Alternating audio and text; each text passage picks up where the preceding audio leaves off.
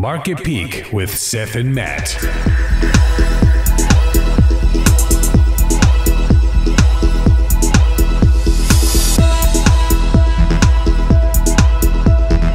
All right, welcome everybody. This is Seth and Matt with Market Peak, P-E-E-K. Today is Friday, March 25th. And before we kick this off, please go ahead and hit the subscribe button, like button somewhere around this area.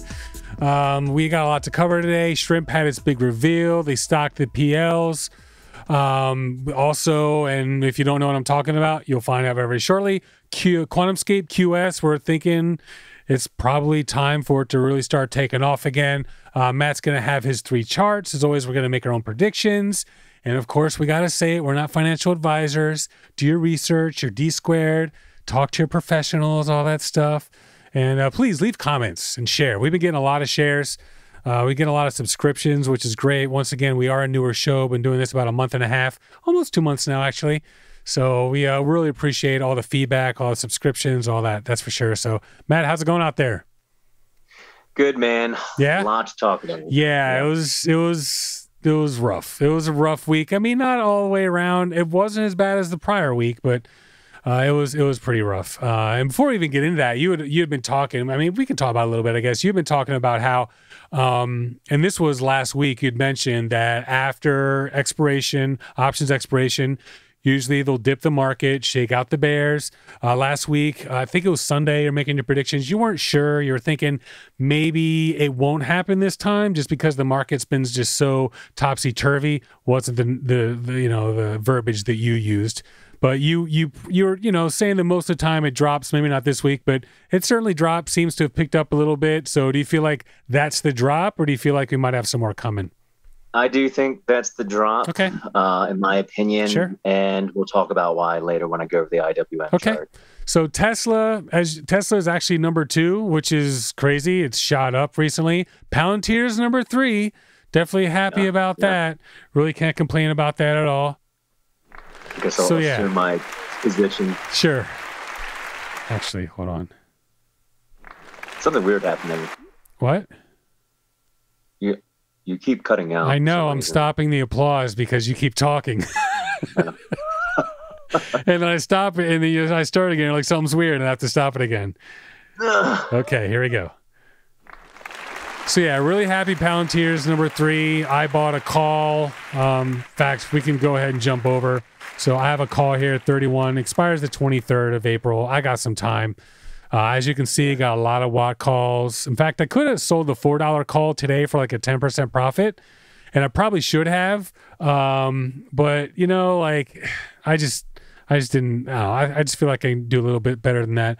I did sell all of my GME. GME had a nice pop today, which was nice. Able to cash that out a little bit. Also sold my half of Ethereum. I only had 10 shares of GameStop. I didn't go crazy on it.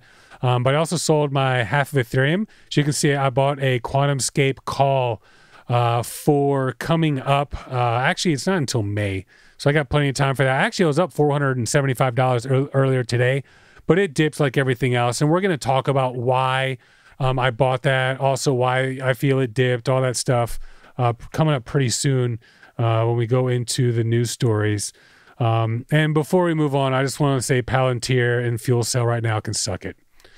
So, dude, like just do something, man. It's like poking it with, like something. Roll over, just, instead of playing Not dead. Until every last retail investor is out on the planet has lost faith. Sure, all those rounds. It's pretty close, dude.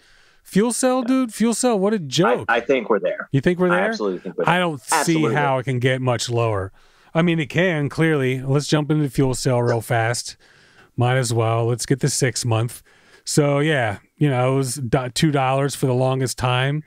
Popped up to almost $30. Now it's settled. Yeah, honestly, I think you might be right. If I actually look at the chart and I look at where the support line is, there's a strong case for that. So if you look at that chart, it's clear that there was a period where the popular thing to do was to sell the rips. Sure. But I think we're going to transition into buy the dip.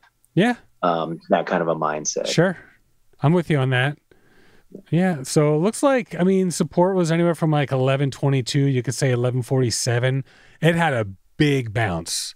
Like if we actually look at it more recently, when it dipped down to like 1150, 1155, whatever, big bounce straight up. Ton of volume. You can see like no one's letting it dip much below that from what it looks like. So it looks like it could be right. And look, based on the company's fundamentals, I think it makes sense to dollar cost average your way in. I mean, just keep accumulating on every dip. And in, a few months, you'll probably realize some profit. Sure. Oh, in a few months for sure. And what about Palantir? So Palantir's just been quite comfortable sitting there. It's actually at a decent spot right now as far as like finding support. It's another one that seems to like an area very, very, it's interesting. It's almost the exact same chart. If you look at how it dipped and how it rebounded, this rebound was right at 2114. We're stuck in that neckline pattern right now. Yeah. So I think we're going to range trade within that neckline pattern band. And then I think the market might fake a lot of people out, head lower, and then resume its uptrend. Because, Sure. I mean, Palantir is such a new company. You can expect a lot of news in the months and years ahead. And, I think it's a really good bet. Yeah. And that's why we're going to talk about QuantumScape. Data and software. Yeah. We'll see. I mean, a lot of people, Kathy Woods, she bought a whole crap ton of it. So I don't know, just do something, will you? It's hard. Not like she's ever been right. Yeah, exactly. She suffered a little bit along with all the other tech stocks out there, but definitely to be expected. All right, so let's move on. We're going to go ahead. We're going to jump into everything going on with shrimp. So this is a stock. Let me just get out of some of these because I find if I leave all these up, it just takes forever to get out of them. All right, so shrimp. So SHMP, this is natural shrimp. For those of you who aren't familiar with the stock, they basically have patented a way. It's a aqua water recirculation system that allows them to grow shrimp without any antibiotics, without any unnatural chemicals or anything like that, which is why it's natural shrimp. As you can see, it was trading down here in, like the 2-cent range, 10-cent range, moving up around here. Recently jumped up to like 85 cents.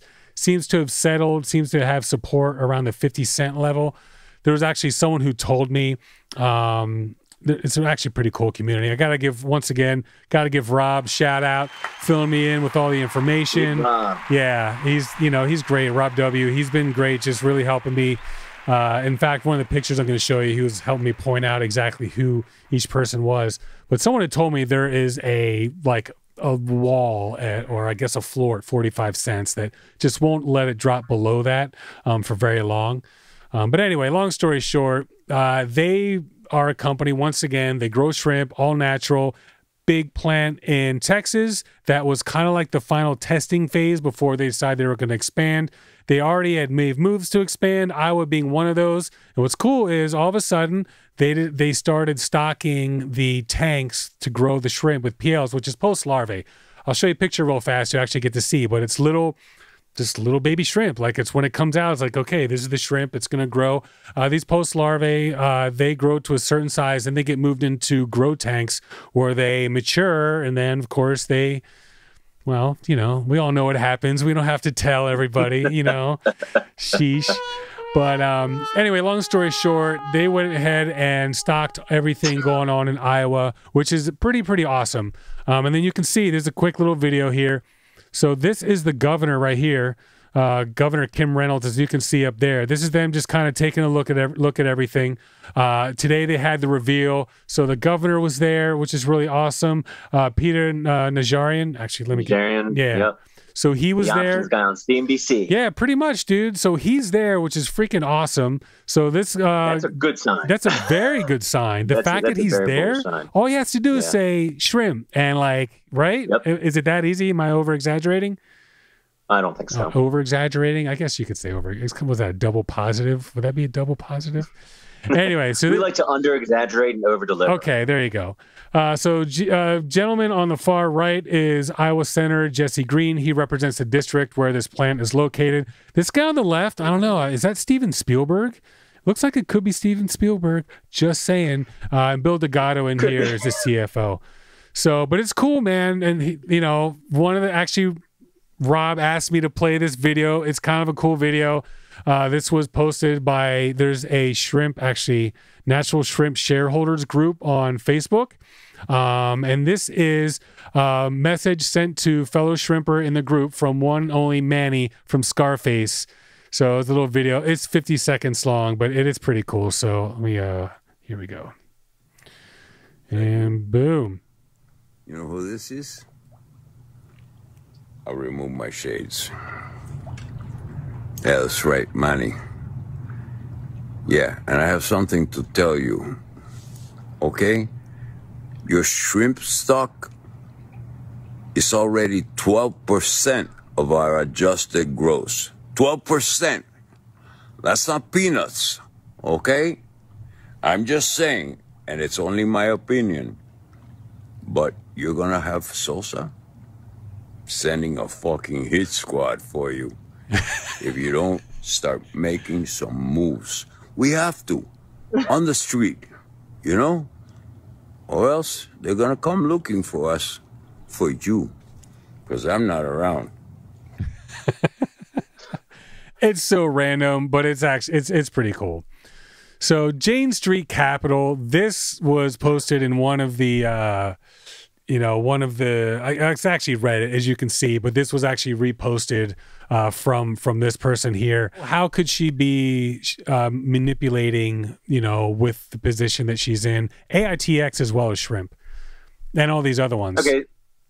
So if you're a market maker, basically what you're doing is like managing market liquidity. Sure. And that puts you in an interesting position because you can sell and buy. You can enter into positions against the positions that you're actually managing. So you have playing both sides, insider information. Yeah. Okay. And that's simplifying it a bit, sure. But you have insider information. You have a look at the raw data as it flows, and if you're smart enough, you can obviously manipulate order flow if you have that data set. Sure. Well, it seems like. So, go ahead. I mean, that's what's happening. I mean, market manipulation, through data occurs, as regularly as trading small cap stocks does. Sure. And it should come to no surprise that there are people taking advantage of this, speculative fervor, especially in the micro cap, small caps, yeah, and micro caps, yeah. So, and the trick is to look at the chart, recognize patterns of distribution of selling, right? Look at volume and try and catch the wave up rather than, sell into the wave down. Sure. Actually, easier said than done. If you look here, it's actually 17 trillion worth of securities, which is a pretty big number. And if you look at, if you look at, the common stock here, our beloved AITX, that's another one that we like and we follow. And then down here, you can see SHMP. And we talked about how it was like 54%. You keep looking at it, 54% shorted, 47% shorted. We couldn't figure out why. Well, first of all, why would they even bother with such a small, stock? But as you can see, if they're have this many on, they do enough of them at once, you could probably turn a pretty big profit. Yeah. You can suppress the order book, and you can also place fake buy sell orders, sure, things like that. And with a stock with a small market cap like shrimp, you have a lot of opportunities. Yeah. Being a market maker, seeing that data and having leverage and being able to take the opposite side of the trade. Sure. And I think if they're just shorting it, nakedly shorting this stock right now at those high levels, and the percentage of shares sold short of the float is that high, it seems to me like that's artificial, it's contrived, and there's another motivation behind. Sure. On all those numbers. Well, it seems like. I mean, what do you think? Do you smell something fishy here? Well, I would like to think that if there's a reason they would short something like shrimp, they would do it because they know it's about to blow up and they want to get a bunch of stuff really, really cheap. I agree. But when you have, 76 total on this list, we go down here, 78 total on this list here. When you have 78 of them, they can't all be in that same boat. So I don't know. It looks like some of them are just easy targets, and they're just going to go after them. Because when you're talking about microcap, there's only so much money out there. Like Watt, another one that we love is like $300 million market cap. Like, if you're doing 17 trillion, that's chump change. You could manipulate that whole market all by yourself, with a drop of a hat. So, but maybe it isn't chump change. Maybe we've entered into like a new trading regime whereby these less fundamentals driven stocks, microcap stocks, provide that yield that, say, index investing doesn't. Sure. So maybe there's a larger institutional move towards those types of opportunities. Yeah, I agree. That would be great. I'm for it. Where did you find this? That's an interesting. This was I'm pretty sure it was either on the Shrimp Street Bets, SHMP Street Bets subreddit, or it was on our Facebook Shrimp Investors group, which has like almost 5,000 people in it. It's actually pretty awesome. So, but here's the thing, natural shrimp, we've been talking about it quite a bit. We just, especially now, you got Peter Najarian, like on there, who... That right there is huge. He's right there, right to the left of the freaking governor of Iowa, which is huge. She posts the video on her Facebook page. In fact, the picture of all the people is also on her Facebook page. And actually, let me show you this because it's kind of funny. So here's the picture on the Facebook page. Actually, let me get rid of us. So here's some of the tanks, as you can see. And you can see how big the room is. They're all where the PLs are, that once again, post-larva. But if you actually look at this, you can see little itty-bitty shrimp in there. So that's what these are. And they basically just dipped the water in the tank, cool. Pulled it out. It's freaking awesome. But anyway, if you look at this picture here, this picture is also posted on her Facebook page. But if you look at it kind of bums me out. But if you look at the comments, it's like, everyone's talking about mask, the mask police. Oh, you're finally taking your mask off. But there's one person, and I'm sure if I go through all like hundreds of the comments of all the posts, did anyone realize Iowa has a shrimp farm? How cool is that? Time to start reading the posts. So, and then someone commented off of that, right? I had no idea. And then actually someone said there were several that failed. So, and this is, in fact, let me pull this up just to really illustrate how important this technology is, just because it's so difficult. Atlantic, and this is March 24th, a couple of days ago, Atlantic, or depending on when you're watching this, Atlantic Sapphire suffers mass salmon mortality at its Florida Arias farm. Recirculating aqua system, which is essentially what shrimp is doing. Like, everyone has their own technology for doing it. Basically, when you're farming fish, the water has to circulate. It has to get oxygenated, all that. Not much different from what shrimp is doing. But the difference is shrimp is doing it naturally, where a lot of the other, I can't say everyone because I don't really know, but most of the other companies using antibiotics and, all that stuff. But you can see a company was forced to initiate an emergency harvest of an estimated 200,000 salmon. But you can also see around 227,000 salmon died at the pilot farm in Denmark, likely to oxygen levels. And the company said, and this is the one that just happened, so that was before, press release issued via the Euronext market where the company stock is listed. Atlantic Sapphire said an expected loss of 500 metric tons, or 1.1 million pounds of head-on gutted salmon. The company said the average weight of the deceased fish was 1 kilogram, or 2.2 pounds, meaning estimated 500,000 individual salmon died due to the accident. So this stuff is not easy. So, I mean, there's risk here. We're not going to say that there isn't.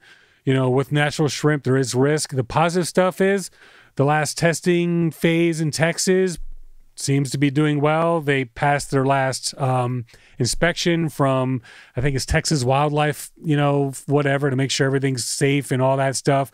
Doing so well there that they decided, okay, let's move on with Iowa. They're expecting Texas to start getting some shrimp. I think it's next month or the month after. So if everything works out the way it's supposed to, this could be massive. So, and going back to the picture once again, of having, the governor there and, having CNBC and a senator and what looks like Steven Spielberg. I don't know. It's pretty awesome. That's for sure. So, all right. Any last minute thoughts before we move into QuantumScape? No, I agree with you. I didn't know that kind of mastering this space was that difficult. Yeah. And it seems like, against that backdrop, shrimp is a big opportunity. Yeah. And here's the thing. So shrimp, they've already tested this, because doing it with shrimp is one thing. Doing it with fin fish, which is going to be your salmon, your trout, anything with fin, dorsal fin, I think, right? Actually, is dorsal fin only dolphins? That's a good question. We'll look it up later. I'm gonna say, all right, let's look it up. Sorry, as a sidebar, people, you're gonna have to deal. Dorsal fins. I'm gonna guess that they are dolphins, whales. Okay, so dorsal fin located in the back of most marine and freshwater vertebrates. All right.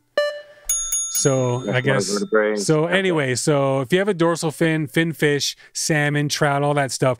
Natural shrimp has already tested the technology in one of the most amazing, like world-renowned aqua testing facilities, which I think is Norway or Sweden.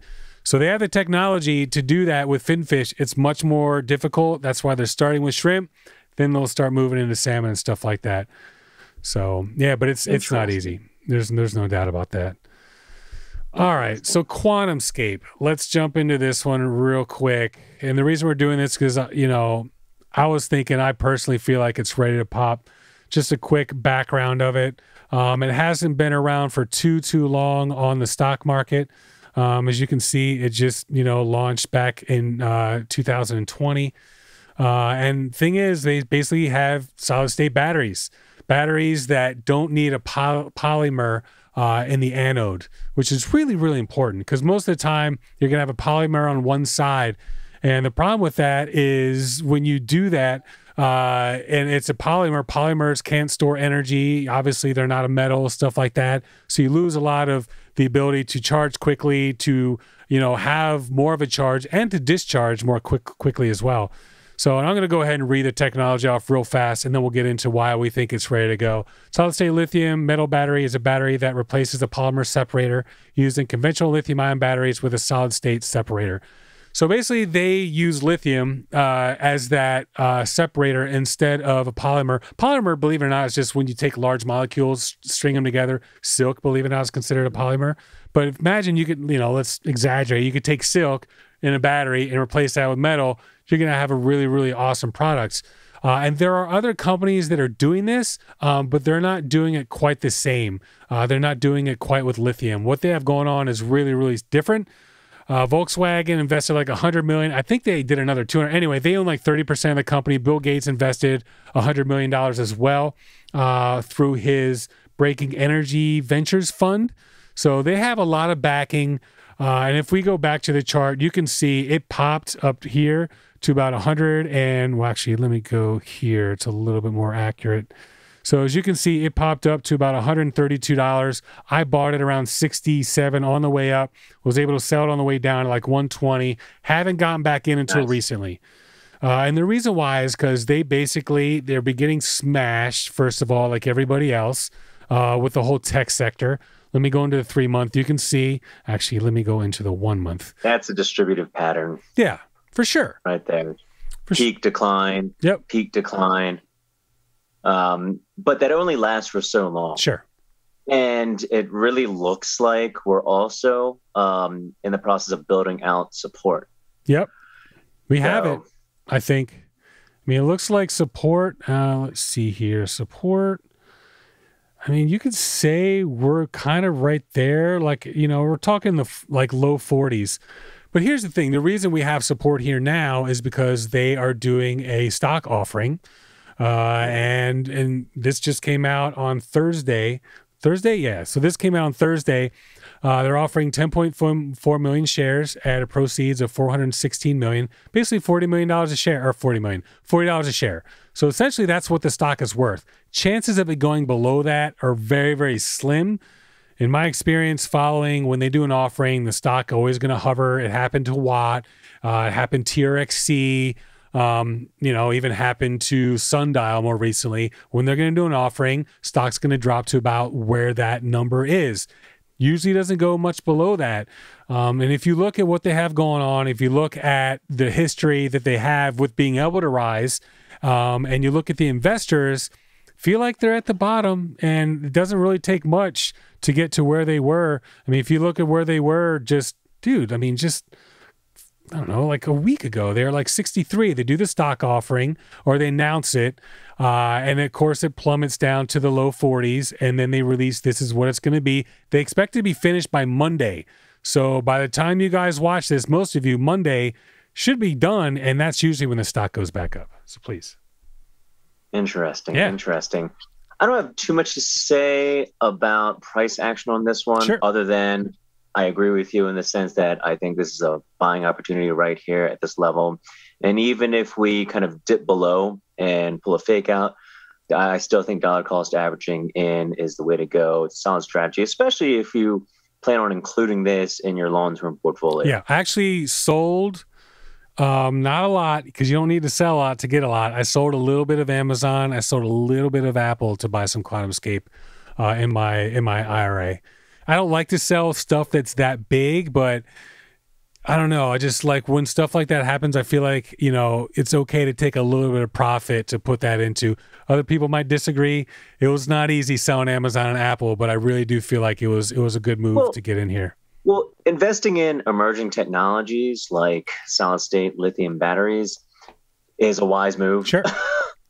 Yeah. So, I mean, and there's so much connection between companies delivering or researching these emerging technologies and these big growth tech companies who are devouring, these breakthroughs, sure, and who are just buying them up. So from an investor standpoint, you really can't lose so long as you kind of proceed with caution and invest wisely. Yeah.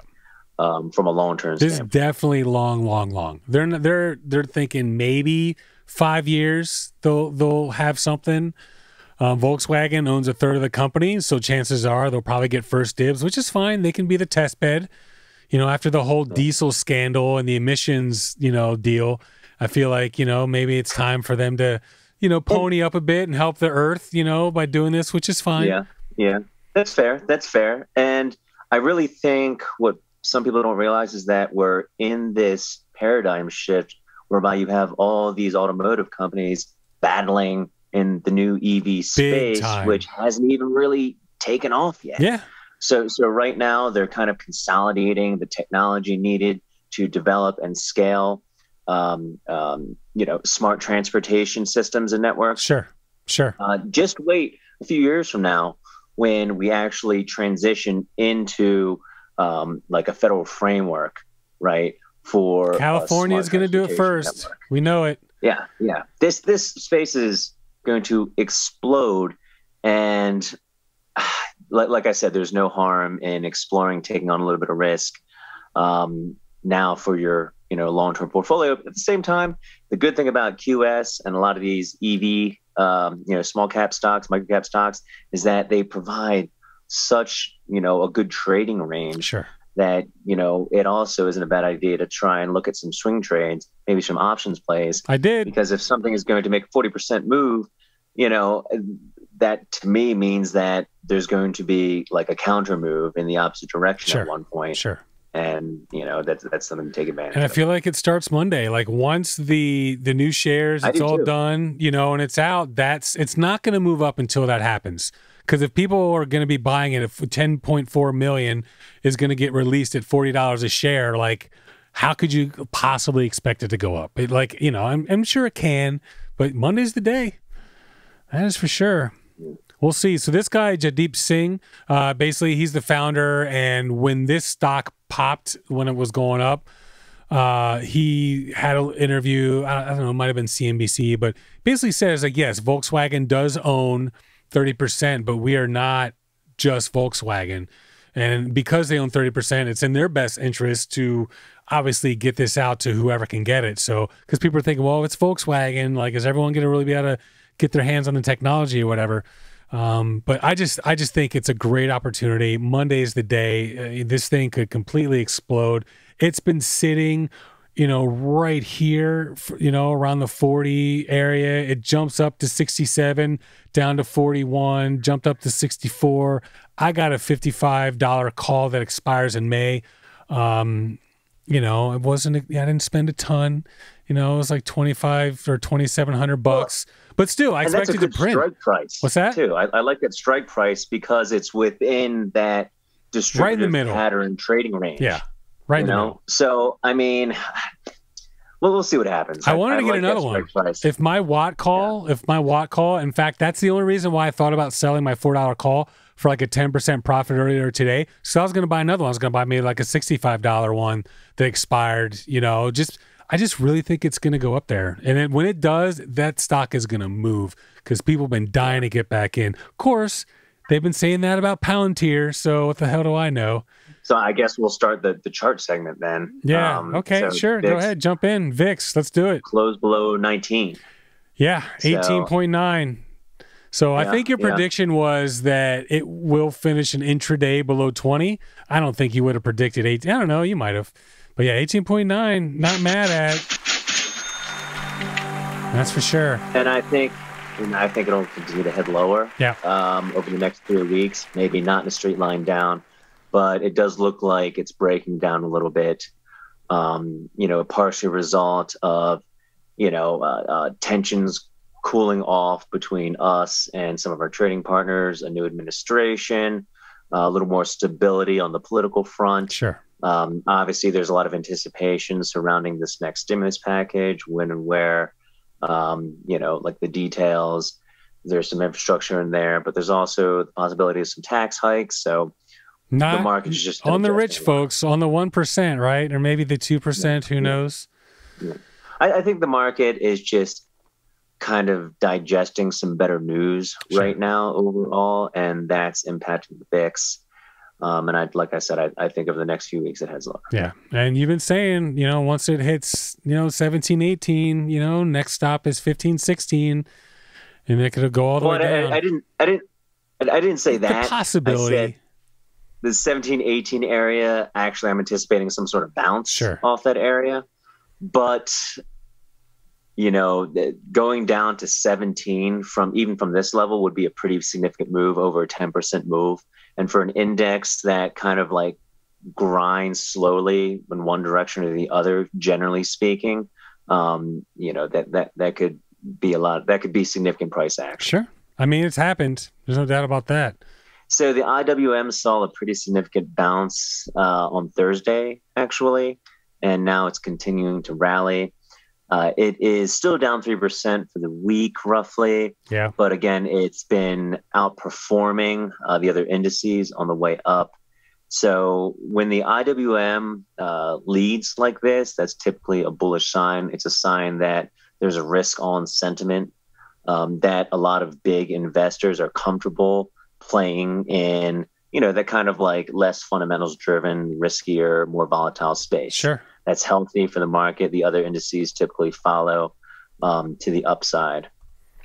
Yeah, because you had told me, you'd been mentioning that when the IWM starts to outpace the other ones, and it did today, 1.85. The next closest was the S&P at 1.65, and yesterday is like 2.3, and I think the next highest was like 1 point something. So it's definitely doing that. That's for sure. But there's one index that I also look to for sentiment that actually led the IWM, and that's the IYT. Okay, sure. Transports Index. Here we go, IYT. And we don't talk about this one a lot because it isn't as kind of fun as the IWM, but it's important. So this is transports, airlines, rails, deliveries, UPS, logistics, that kind of thing. Sure. And this is a good sign as to whether or not the economy is truly reopening beneath the surface, beneath all the headlines. If you have movement of people and goods and services, the economy is liquid. Sure. So that leading the IWM tells me that we are definitely in a risk-on mindset right now. And, I would pay attention to that. Would you... Also, Go ahead. I was gonna say, would you focus on micros, smalls? Do you feel like, okay, they're a little bit more bullish right now, let's do that? Or you just feel like, obviously do your research, but you just feel like there's a broad ability to do a little bit better having the IWM, outpace the other ones recently? That's a good question. I do think if people are willing to allocate into airlines and they're comfortable with that trade, that they'll probably be in kind of like that risk on mindset again, and they'll be wanting to go out and, experiment a little. Sure. I don't want to say gamble, because a lot of these microcap companies, in my opinion, aren't necessarily gambles. We like the companies we tend to follow also have good fundamentals. Sure. And, are delivering those emerging technologies that these larger companies, again, are going to be devouring. Yeah. And that's, as an investor, that's something you could hope for sure. Have your stock absolutely. get eaten up by a bigger stock. Nothing wrong with that. Yeah. I think we rally over the next 3 weeks. That doesn't, preclude any choppiness, headline-driven choppiness, but I think April could be a decent month for stocks. I was gonna say, because that kind of leading into predictions. So you feel like things are gonna go up. I kind of agree with you. It was a pretty big. It was rough. Like this, the earlier on the week, it was rough. We rebounded a little bit. Hopefully, you said you feel like that's the dip, the post expiration dip. And now it's time to run with the bulls. So I don't know about you, but I'm ready. That's for sure. Yeah. So by the way, our featured stock Moon from last week, it did, it was down 3% since we covered it. We covered it on Tuesday, the 23rd. So it's dipped a little bit. It's the ARC companion, something you would invest, very, very similar in the way they're going about doing their investments. Definitely take a look at it. We covered it actually it was on Tuesday, so it was our last episode. So just something to keep an eye out for, that's for sure. Any other predictions? Any other thoughts about the week? So Biden is going to start touting the next round of economic stimulus. That's definitely a news story to pay attention to. Sure. One we'll be talking about next week. For sure, yeah. And especially if it goes through, which, obviously you want it to be bipartisan, but if they were able to get that to go through, it'll be interesting to see how the market reacts. Because you have Wall Street, they were like, ooh, but then you'll have Main Street, they were like, yeah. So we'll see. Yeah. We'll see. All right. Well, any last minute thoughts? Looking forward to seeing the shrimp store develop. Yeah, me too. Really, really looking forward to that. Everything that happened this week is really huge. Having CNBC there, having the governor there, having a senator there.